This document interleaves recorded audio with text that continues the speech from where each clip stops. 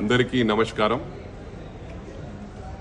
మల్కాజ్గిరి ప్రజల కోరిక మేరకు, అదేవిధంగా నా కార్యకర్తల కోరిక మేరకు రాష్ట్రంలో, తెలంగాణ రాష్ట్రంలో నలుమూలల నా వెల్విషర్స్ కోరిక మేరకు ఈరోజు బీఆర్ఎస్ పార్టీకి రాజీనామా చేస్తా ఉన్నాను.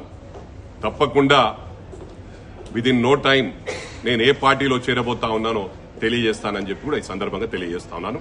అందరికీ ఇంతవరకు మీ అందరి సహకారానికి నేను నా కంఠంలో ఊపిరిండే వరకు కూడా మర్చిపోనని చెప్పి మల్కాజ్గిరి ప్రజలకు, అదేవిధంగా రాష్ట్రంలో నలుమూలల నా వెల్విషర్స్ అందరికి కూడా అండగా ఉంటాను.